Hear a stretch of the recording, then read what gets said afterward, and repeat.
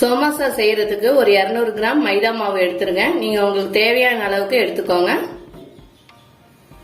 கொஞ்சமா சால்ட் சேர்த்துக்கோங்க. நல்லா கலந்து விட்டுக்கோங்க. கொஞ்சமா தண்ணி சேர்த்துக்கோங்க.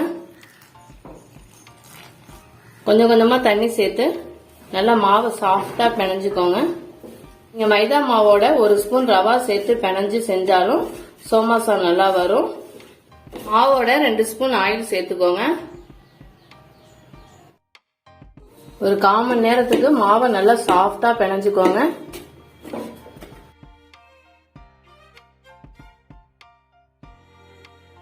ஒரு 1/2 மணி நேரம் ஊறட்டும். இப்ப நம்ம சோமாசால வைக்கக்கூடிய பூர்ணம் ரெடி பண்ணிடுவோம். 1 கப் தேங்காவை நல்லா வதக்கிக்கோங்க. தேங்காவில் உள்ள ஈரப்பதம் போற அளவுக்கு நல்லா வதக்கிக்கோங்க. அடுப்பை லோ ஃப்ளேம்ல வச்சுக்கோங்க. 1 ஸ்பூன் ரவா சேர்த்துக்கோங்க.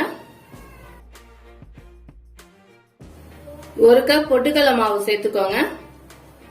மிக்சியில லைட்டா கொரன்னு அரைச்சி எடுத்துக்கோங்க. இதையும் சேர்த்துருவோம். ஏலக்காய் பொடி கொஞ்சம் சேர்த்துக்கோங்க. பொட்டுக்கடலை தேங்காய் நல்லா வாசனை வர அளவுக்கு வதங்கிட்டு இப்ப அடுப்பை ஆஃப் பண்ணிடுங்க. 3/4 கப் அளவுக்கு ஜீனி எடுத்துக்கோங்க. அதை நல்லா பவுடர் ஆக்கி இதையும் சேர்த்துக்குவோம். ஜீனி அப்படியே சேர்க்காதீங்க, லைட்டா மிக்சியில அரைச்சி சேர்த்துக்கோங்க. நல்லா கலந்து விட்டுக்கோங்க.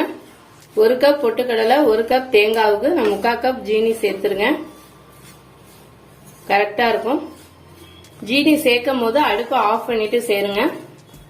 உங்களுக்கு இனிப்பு கொஞ்சம் அதிகமா வேணும்னா நீங்க 1 கப் கூட ஜீனி சேர்த்துக்கலாம். அதுவும் கரெக்டா இருக்கும். அவ்வளவுதாங்க, பூர்ணம் ரெடி ஆயிடுச்சு. சின்ன சின்ன பாலா உருட்டிக்கோங்க.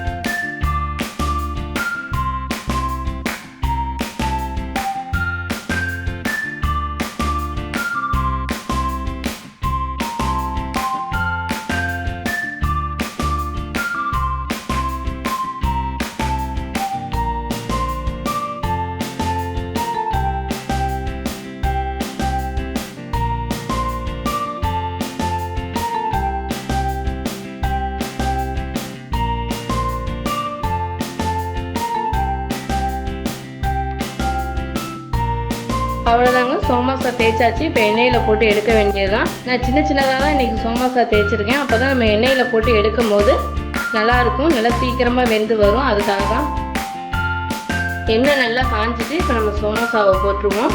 அடுப்பை வந்து லோ ஃப்ளேம்லேயே வச்சுக்கோங்க.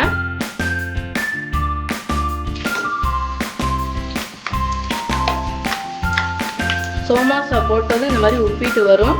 இனிமேல் வந்த உடனே எடுத்துடாதீங்க. எடுத்தீங்கன்னா பதத்து போன மாதிரி ஆயிடும்.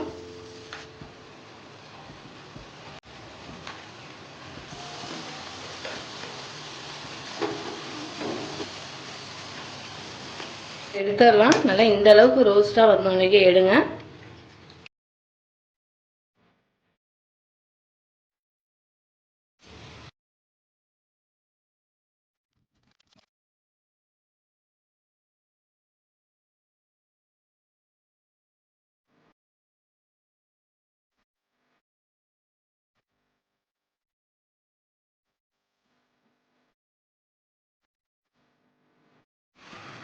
நல்லா இந்த அளவுக்கு கலர் மாறுற வரையும் வேக விடுங்க. அப்போதான் நமக்கு சோமாசா ஒரு வாரம் ஆனாலும் நல்லா முறுமுறுன்னு இருக்கும். இப்போ எடுத்துடலாம்.